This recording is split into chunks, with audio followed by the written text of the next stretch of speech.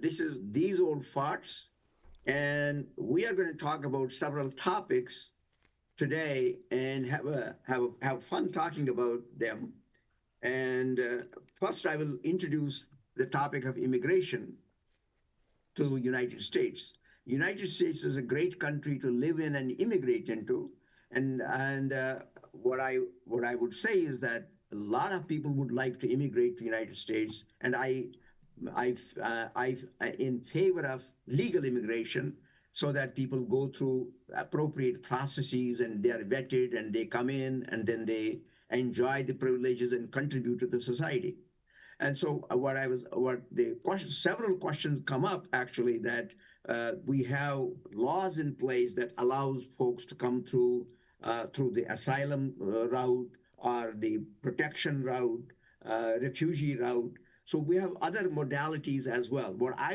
What questions come up in my mind is why are those avenues also not regulated appropriately? And at the same time, when you have folks who come in from with other using other avenues, how come they are not tracked accordingly so that people know what is going on? And that means we need resources for that. And the question comes up when the federal government finds out that there are folks here who have not gone through the appropriate processes, they need to be deported.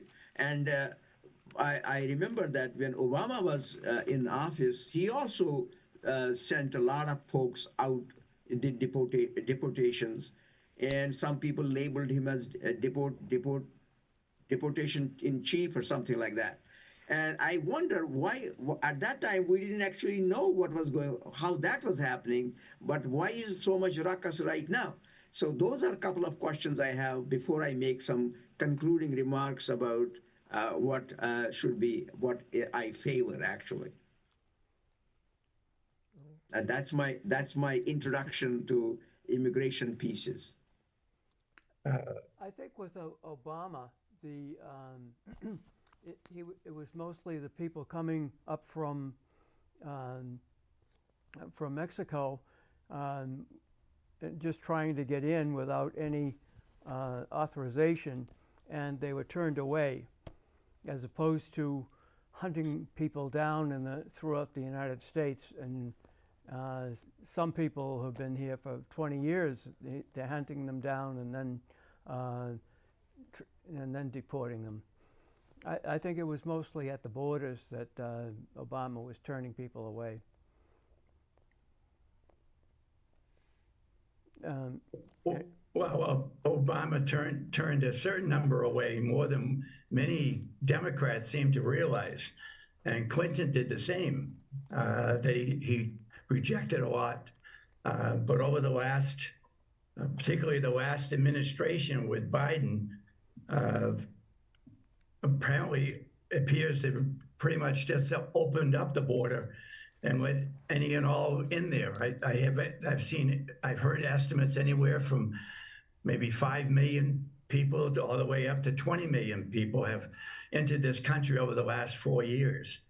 And it's nice to be able to help people out, but at the same time, it's not feasible that a country can do well.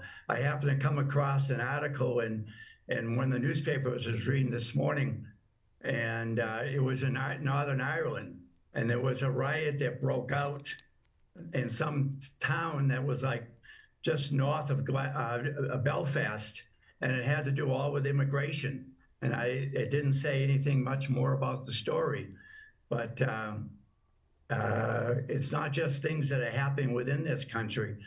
There's problems throughout the world, and particularly in many of the European countries, particularly Germany and England, having serious problems.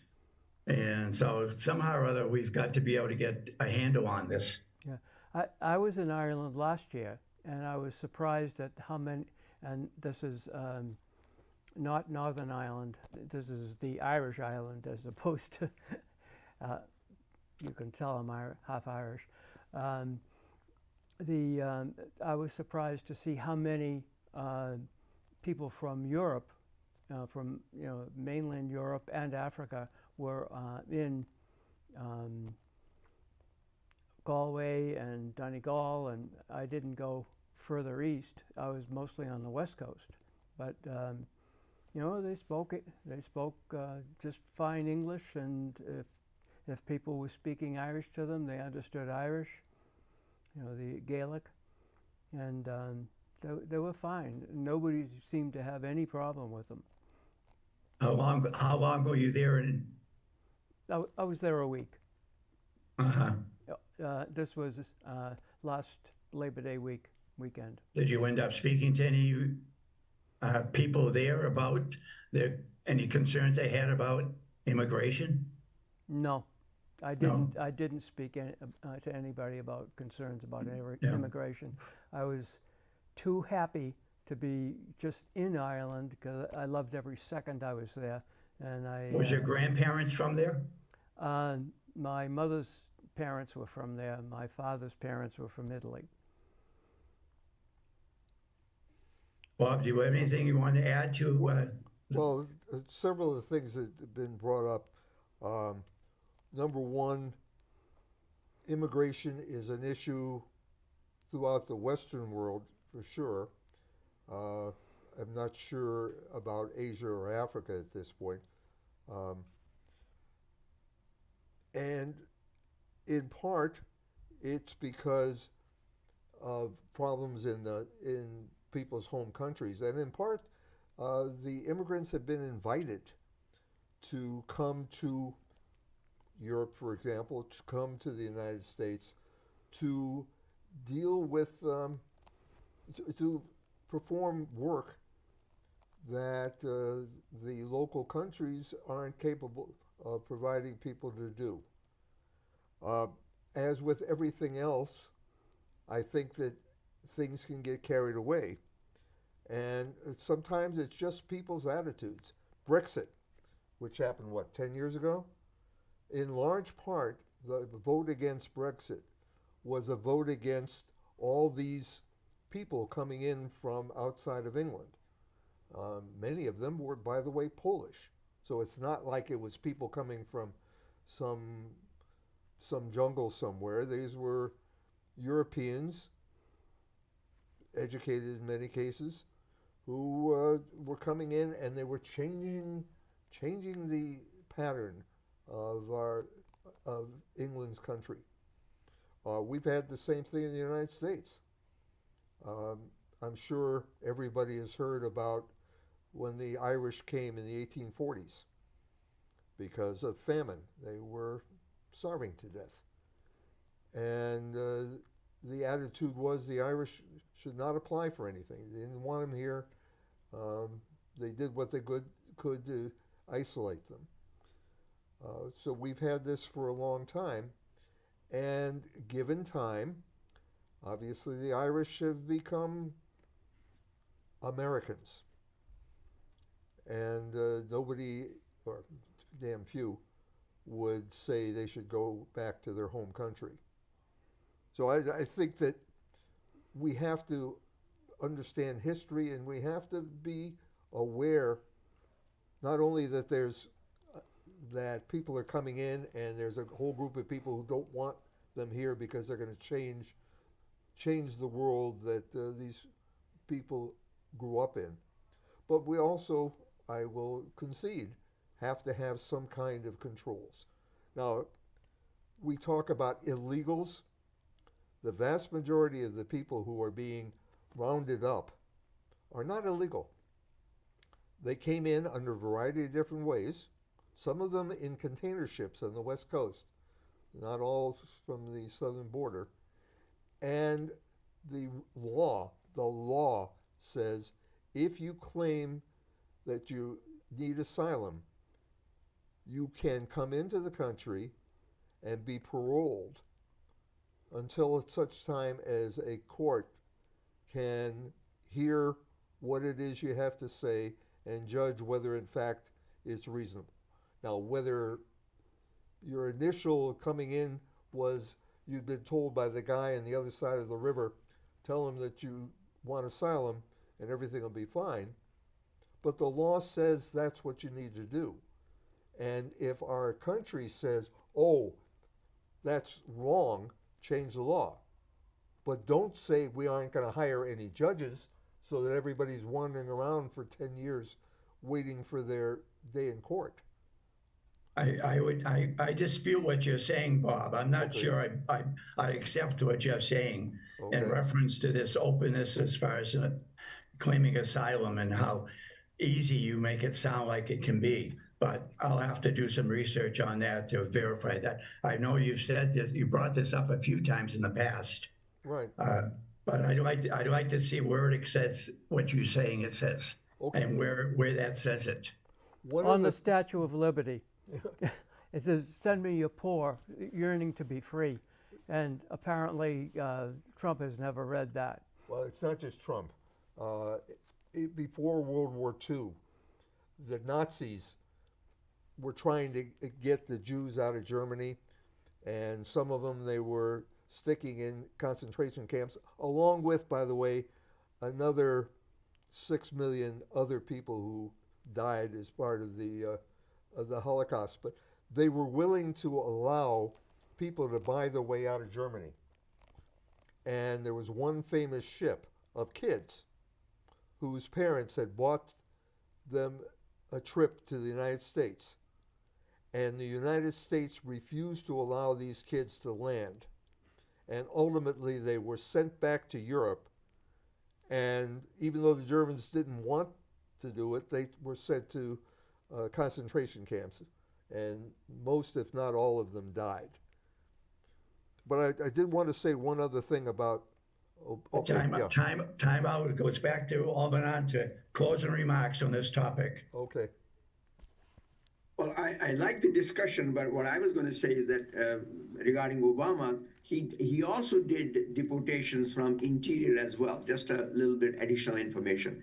But what I would like to do is, as Schwarzenegger actually said this in one of his statements, that I would like a comprehensive immigration reform that includes resources to be placed in appropriate places. For example, hire more judges and streamline the asylum issues, streamline other avenues so that there is a certain regulatory reform such that that benefits the country. I know that we need folks who can work on the farms, who can work in landscaping, who can be in the back on the back burners in the restaurants or in healthcare. We do need some such mechanism to let folks come in who we need. Otherwise, we'll have problems with overall economy. But that means Republicans and Democrats should get together rather than fight with each other and provide resources, provide a bill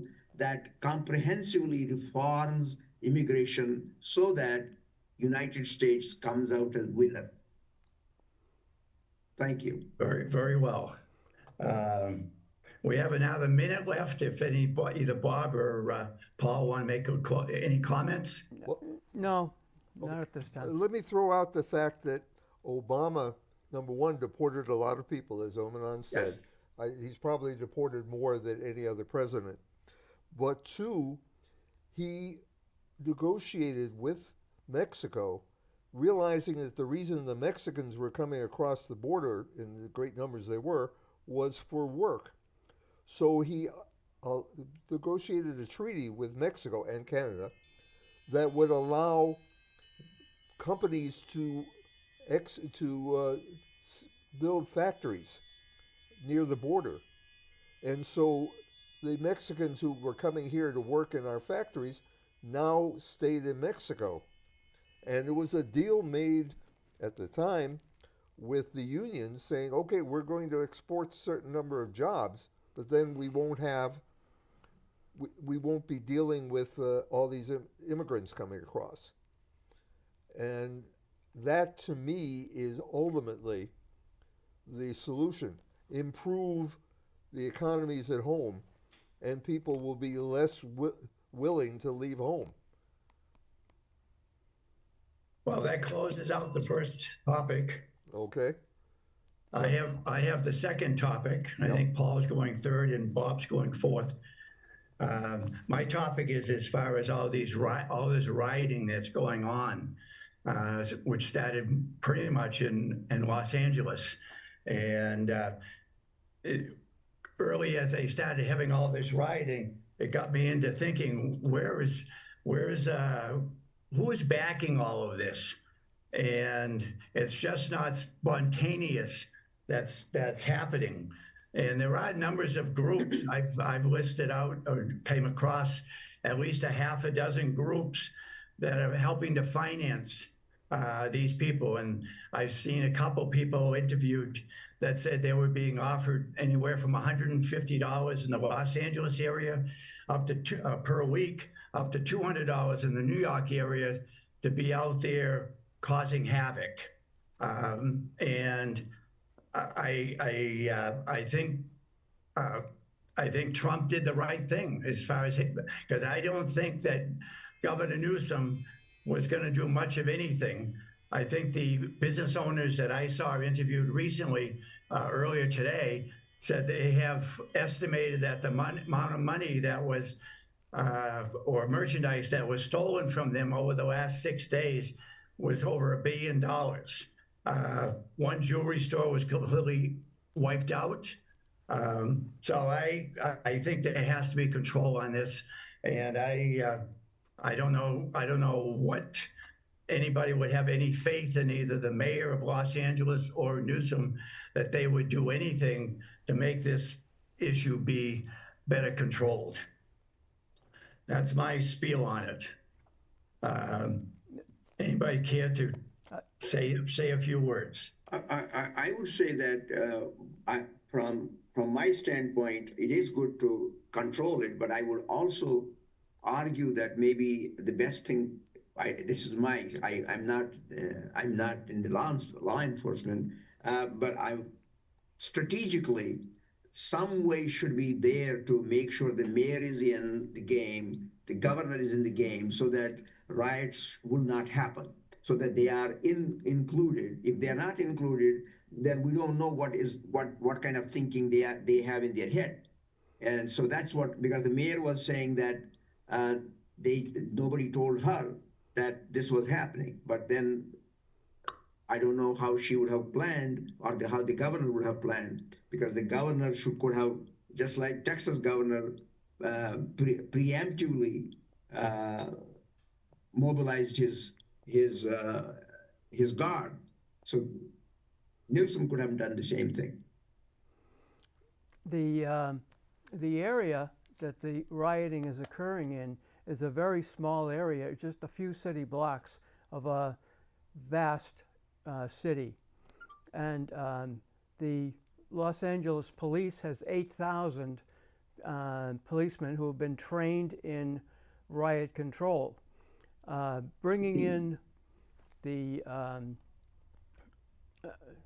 the National Guard and the other group that came in to try to quell it, they don't know what they're doing. They haven't been trained in crowd control, and they're making things worse.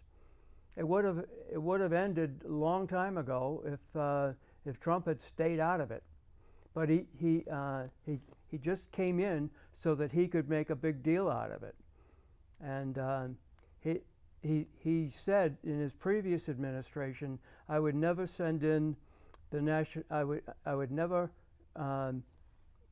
ask the National Guard to the National Guard of the state to enter into a confrontation. That's up to the governor of the state. But he called out the National Guard anyway this time.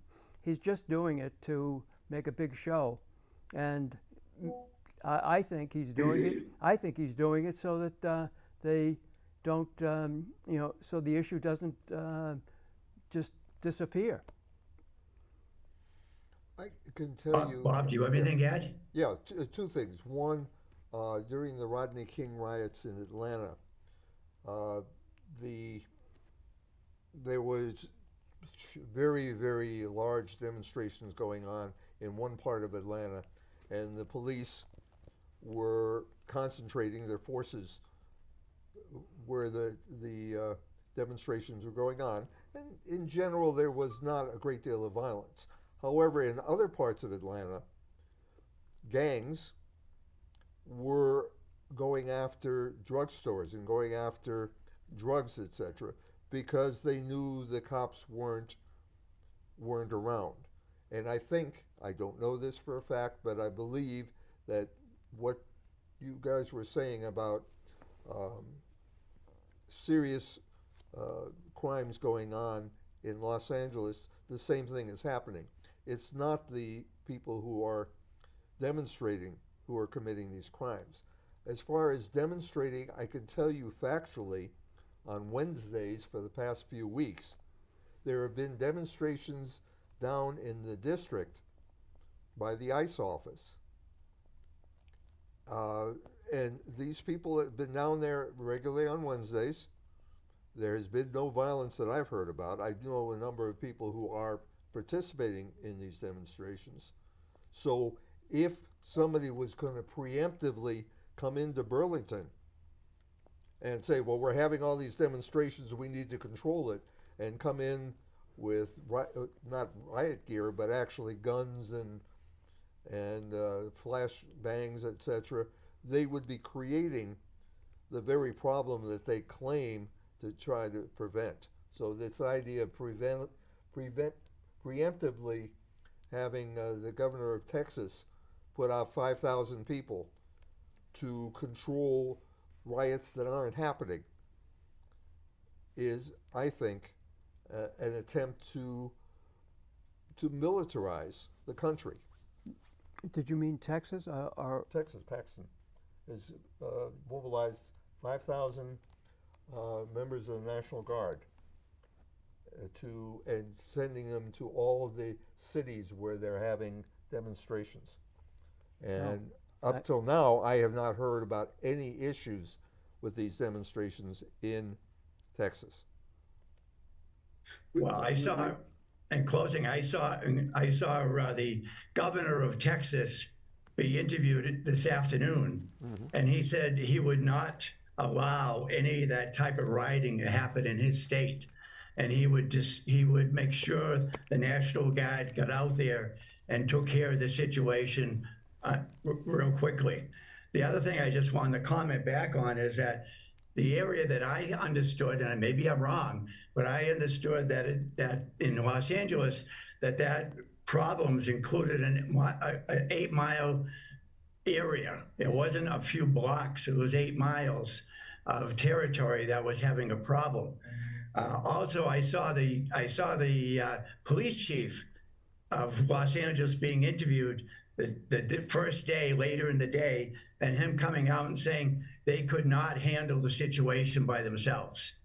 And lastly, I saw President Trump say that when they had the rioting before, particularly Minneapolis, he would not let this happen again in another city in this country. So that's what I've heard. Maybe I misinterpreted something, but I tried to pay real close attention to it.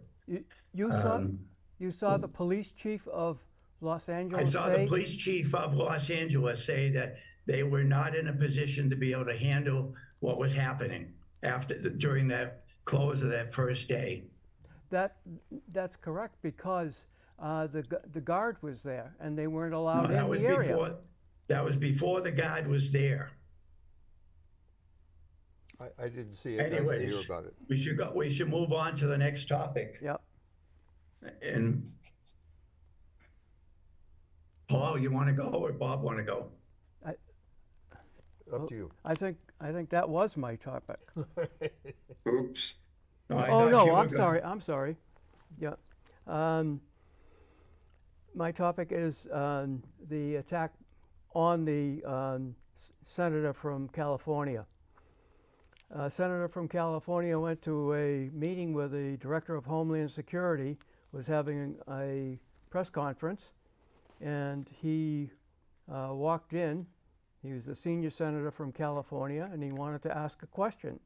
He was attacked and thrown to the floor, handcuffed, and dragged off by Secret Service, I guess.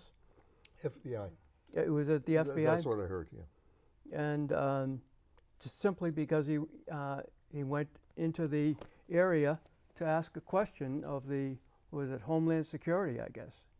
It's apparently the people that attacked him and moved him out of the room and handcuffed him while he was on the floor and dragged him off didn't realize who he was, even though they work in the same building, and you would think that they would know every senator by face.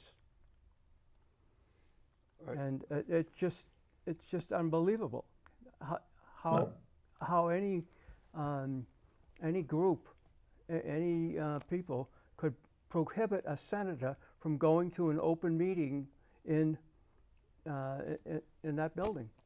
I want to comment, Paul, that it was not an open meeting. It was a Press conference.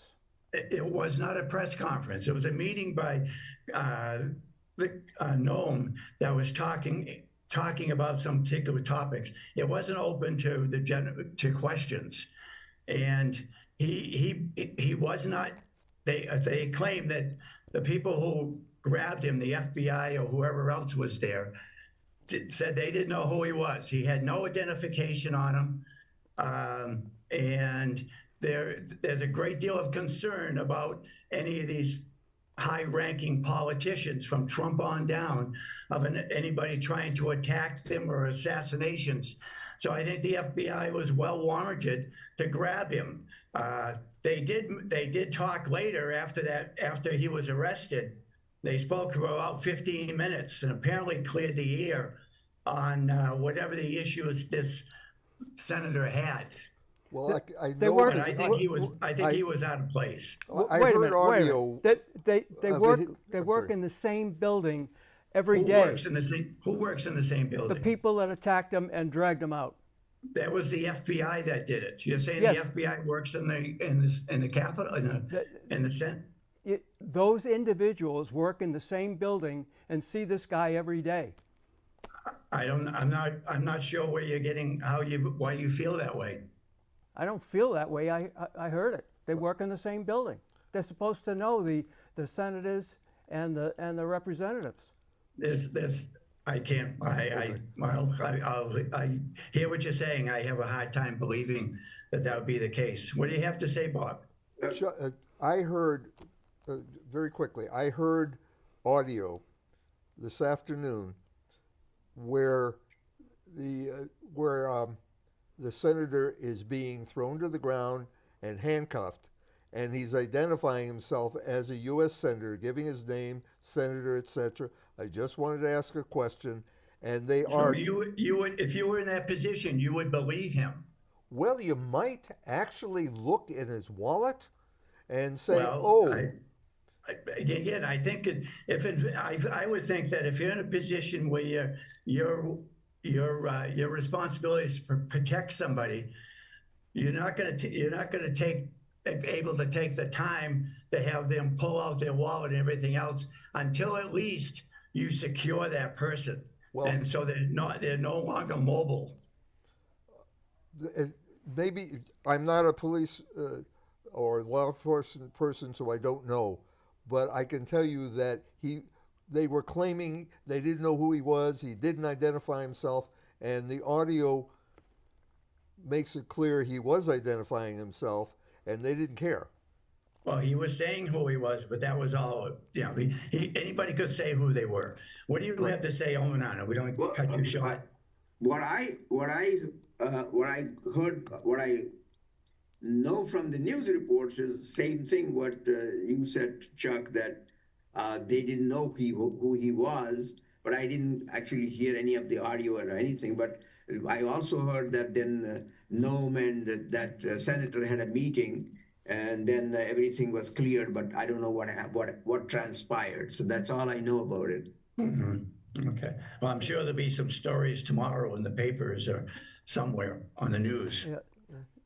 more about it. But I do actually agree with Chuck in this sense that when if the if the story is correct the way it is going, that means the FBI has the first primary responsibility of protection, and so they have gone through those motions to subdue the person, no matter who the person says he is or she is, and then they will talk to them. This is kind of maybe that's the standard operating procedure for the law enforcement. And as Bob said, he's not law enforcement, neither am I. I don't know. In addition, the person that was giving the meeting, I think he was on the committee that that actually interviewed her, and she should have recognized him. Yeah, we're saying She had said earlier. She said afterwards that if he had contacted her office or her, she would have gladly talked with him, but he made no attempt to do that. She didn't know he was coming, so I think he was asking for problems. But she knew who he was. Well, I don't know if she did. my understanding, and this is understanding, so I may be wrong here, was that he had tried through other means to ask her questions and she ignored him. So this was an attempt on his part to basically force the issue and say, I want you to hear this question. So whether that's the appropriate way or not, I don't know. Whether it's appropriate for this government employee to not answer questions of the oversight committee, I'm not sure that's correct either. So there could be multiple things. I think Paul's problem is the visual of, oh my God, you can't come in and ask me do something I don't want to do. My people will take care of you. I think during these times now, particularly, I think you can't just be so casual about somebody coming in to a room when you're such a high-ranking person with some of these people out there who are threatening many of these people. You know? We'll have to see if he was on the committee that the senators where they voted to approve her, because he was under the impression that she knew exactly who he was. Well, that may have been the case, but I didn't hear that part. I didn't know that I didn't know that she wouldn't have been. What do you mean approving him? As far as him approving her position? The Senate approval process. Okay, so you say he was on that committee? I thought that was the case. I'm not sure. Yeah, I'm not sure either. But my understanding was, and I didn't hear this audio, when he went into the room, he said, I want to ask you a question. And I thought he had identified himself, but maybe not. Maybe he assumed that she knew who he was, and maybe she did know who he was, but didn't want to deal with him. Well, my understanding was that it was not a session for opening of questions. It was a press conference. And I'm not sure that was I'm not sure. I'm not sure all press conferences are handled exactly the same way. Yeah. I don't know. Yeah. And it may not have been an open press conference. I don't know. What I heard was mostly the aftermath. Okay, we got about 15 minutes left. Okay, well, I'm going to take this same topic and try to put it into context. And this may sound like a conspiracy theory. So be it.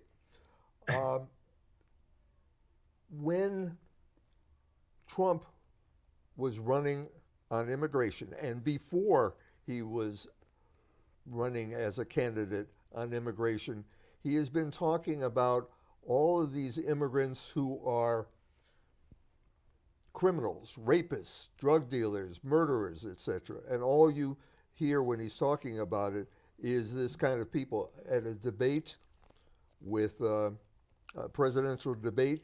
He talked about these immigrants eating pets, dogs and cats, destroying Springfield, Ohio.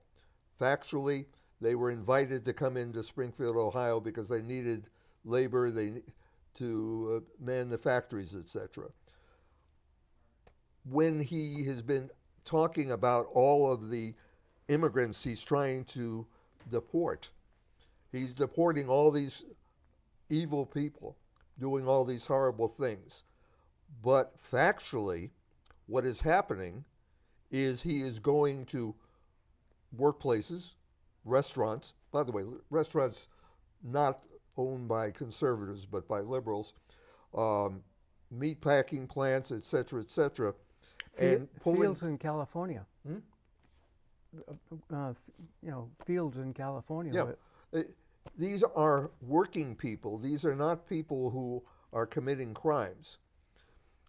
And he is actually sending the ICE to court when somebody comes in because they've been told, come in for your hearing on such and such a day at such and such a time. They are arresting these people as they go into court, as they are obeying legal orders. Why? I have some reasons which I will give you in a moment. But basically, he is not going after the rapists and the because if he found one, I'm sure he would have told us. I think what he's doing is he is trying to create a crisis where he can now suspend law and operate as a dictator. Now he's certainly writing laws, writing executive orders, which he treats as laws, which only somebody who likes to argue like me could possibly justify. For example, you're not a citizen if you're born here. It says so in the Constitution. That's an interpretation of the Constitution. It's an interpretation. It's a line item. What's that? A line item in the Constitution. Well, it's the 14th Amendment, and it was done deliberately to say, if you are born here, you are a citizen, and you're also... That's the interpretation. There's some other interpretations by other people that was misinterpreted. Yes, and it was misinterpreted by the Supreme Court about 20 years later, and has been, as I said, only somebody like me who likes to argue could... And who likes to go off the deep end. Well, that too. And by the way, saying you're not a citizen if you were born here, but talk about the deep end. You're not a citizen if your parents weren't citizens, and you were born here. You're not a citizen. That's the latest interpretation I heard. My grandparents, I don't know were ever naturalized. They came to the United States in the early 1900s. I don't know if they were ever naturalized, which meant my parents weren't naturalized. And I'm sure they didn't go through any naturalization process because the law said that they are citizens because they were born here, which means that I'm not a citizen. And oh, by the way, if you go back and look a little bit, Donald Trump is not a citizen. So if Donald Trump's not a citizen, then he has no right, according to the law, of being president. So I think what we're talking about here is an attempt to create a crisis.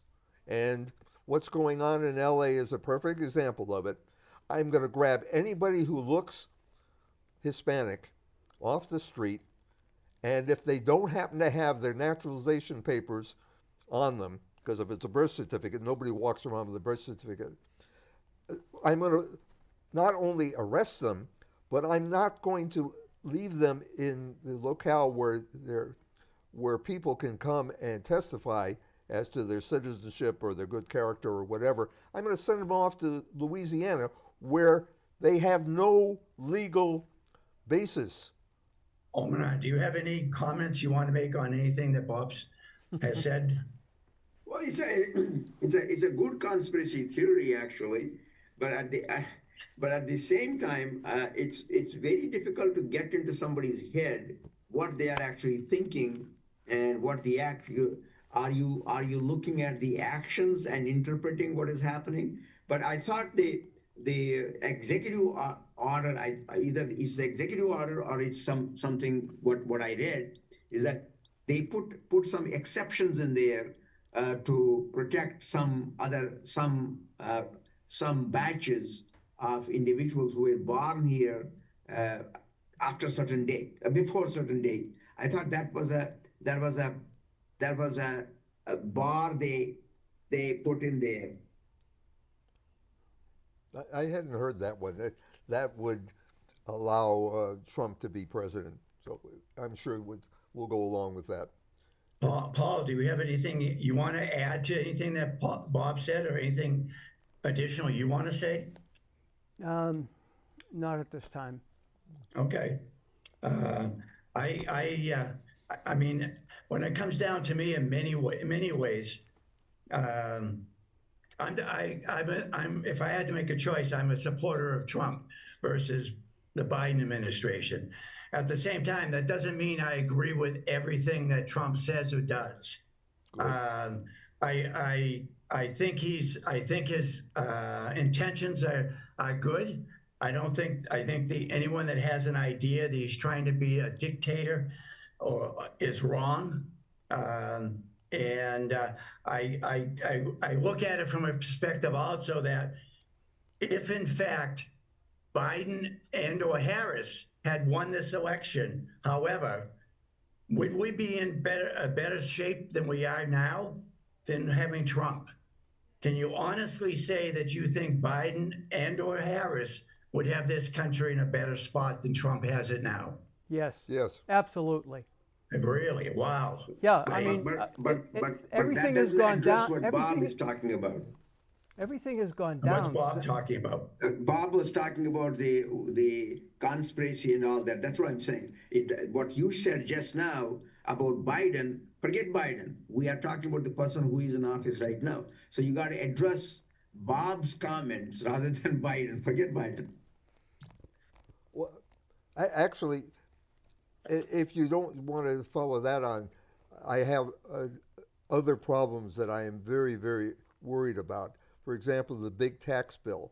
Forget the fact that a whole bunch of people aren't going to have health insurance. Why There do are you keep saying that, Bob? You've said it a number of times. Who are those people that are not going to have health insurance? people who are on Medicaid now, and oh, by the way, to a certain extent, people who are on Medicare. There's The only people I understand that are going to be in having some problems are people who are eligible to be working, or who are taking uh, uh, advantage of the program. And there's very easy steps they can attempt to do to get a part-time job, go to school, that they could continue to have some qualification. They're not trying to take it away from somebody who's really, really eligible for it, in my mind. Well, number one, they're cutting a tremendous amount of money out of the program. But forget that for the moment. The very rules that they're trying to implement, in part, are already there, and what they're doing is making it more stringent.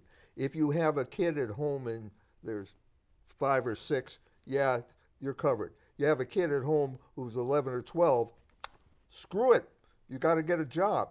That kid's old enough to be on their own, and they'll be fine. You have elderly parents. You have a spouse who, for whatever reason, needs care.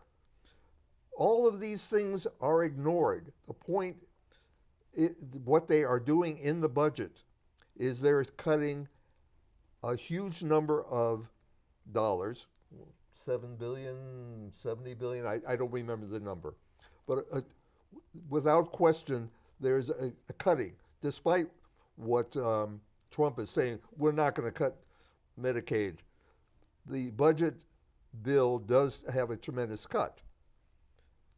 And again, the goal is chaos, create a problem. Social Security, for example, we are not cutting Social Security, we're not cutting Social Security. All the people who actually do the administrative work are being laid off or being encouraged strongly to quit. So if, Chuck, you just moved from Reading, if you move again, you're going to have trouble getting your Social Security because you're going to have to jump You, through hoops. And I mean, I guess that's a possibility, but I wouldn't say for sure that would happen to somebody. well, It's a that's possibility. what the rules are. And what happened was when they closed a bunch of the offices where you're supposed to go in. Oh, let's start from the beginning. If you have changes like this, up until 4 months ago, you made a phone call. You identified yourself. You said, I'm doing this, that, and the other thing. Everything was taken care of. Then they said, no, you can't do that anymore. You have to go into the office and prove it because it could be fraud. And yes, it could be fraud. It doesn't appear that it happens very often, but it does happen occasionally, I guess. But then they closed a whole bunch of the offices. And oh, by the way, so people were calling up trying to make appointments because they moved. And there was nobody to answer the phone to make the appointment. They would go to the office if they could find one, and they would be waiting hours, maybe days, to get in to see somebody. So, yeah, we're not cutting Social Security. You might starve should anything ever change, but we're not cutting Social Security. The money will be there. It's Paul, an attempt to Paul, is there create anything you want chaos. to add to anything? Yeah, they're making it as difficult as possible to do the things you've always done successfully. I've paid taxes from my home for the last 50 years. They don't want to send me my refund.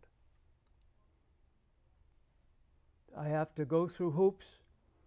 First, they tell you to go to this organization, it's.me, and give them information. I've done that.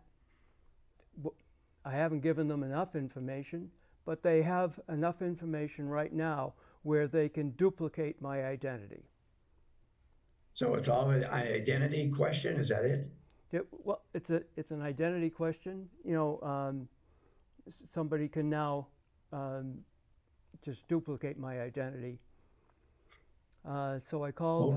Bob will go along with you and So- and prove it to him. Who, vouch for you. No, it's all done by computer.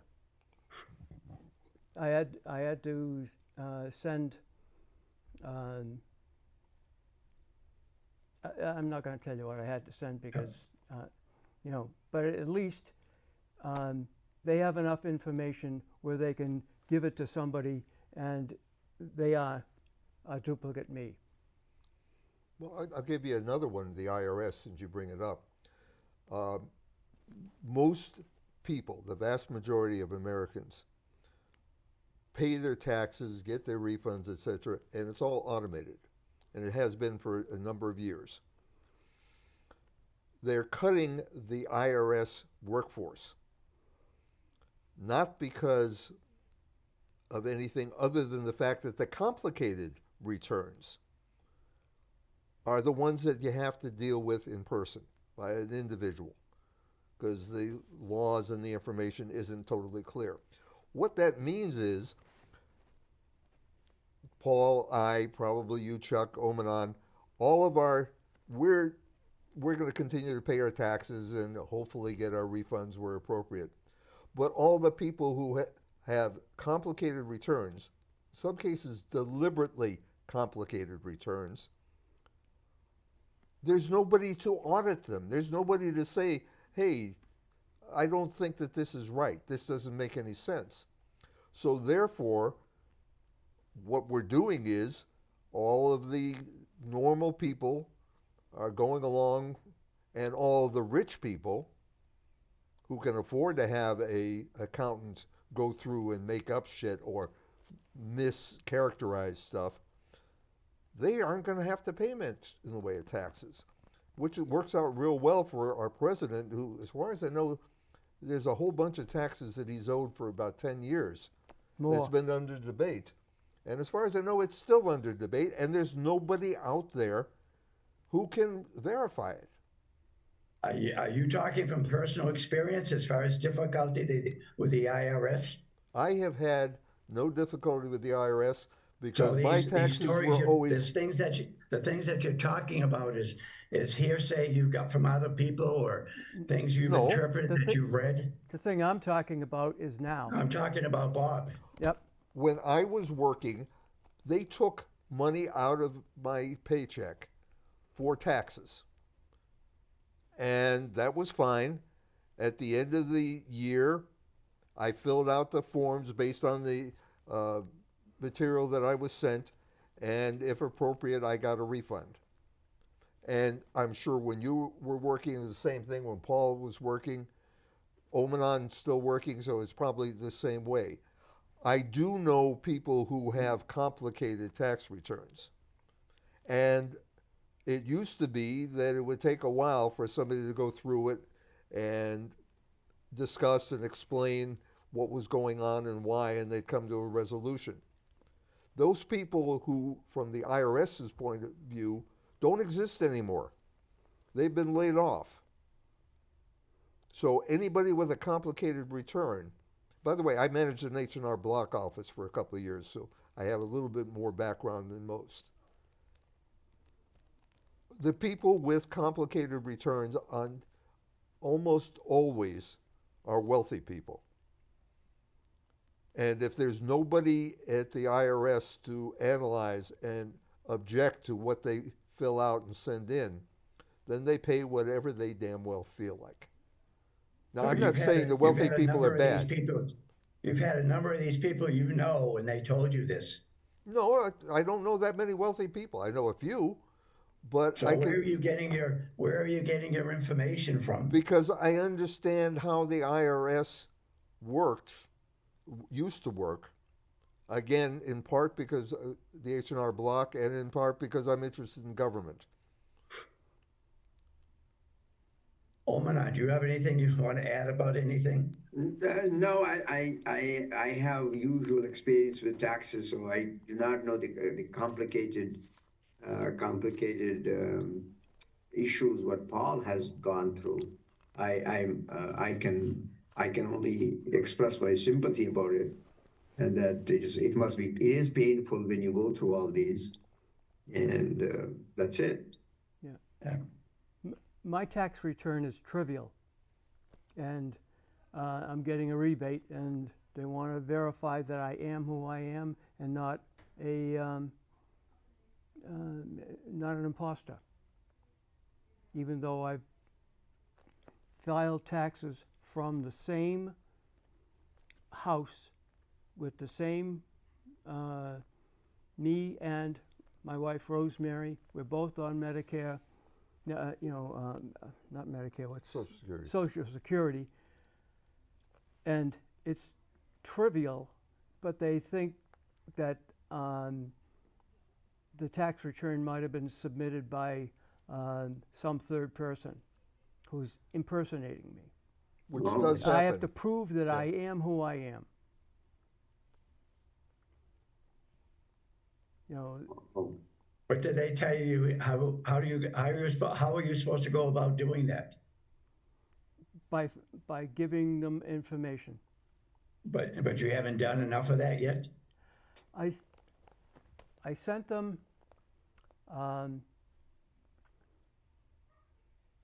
my driver's license, real ID, front and back, so they have my picture. I've sent them a photograph also, and then they start asking more questions. I don't know why,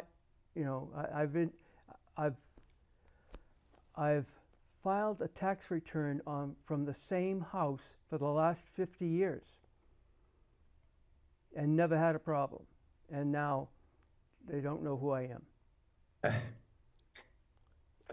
there are people who will take your Paul's ID and file a tax return, which would give them a, a rebate of X number of dollars, and send it to a different address, or even send it to the same address.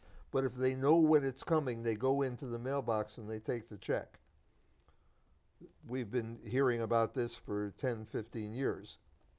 So Paul got caught in a bind, and evidently he didn't have his identity stolen, but somebody in the IRS has decided that it was a possibility.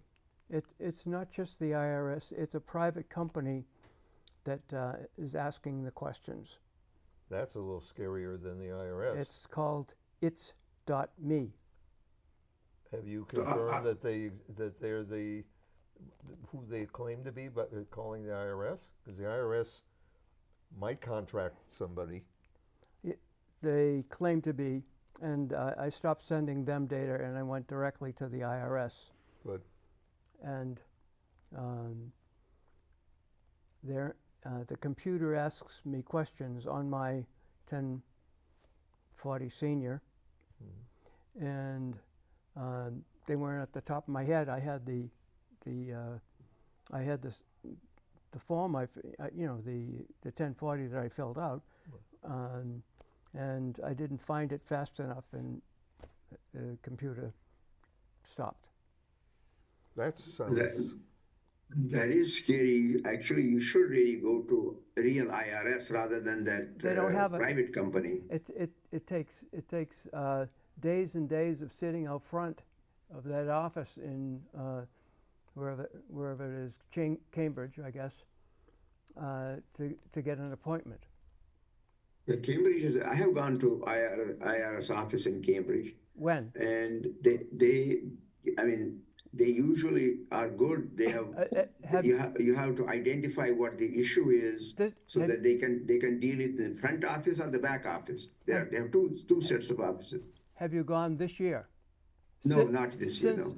Well, They laid off a bunch of people and in customer That's service. a problem. and the door is closed.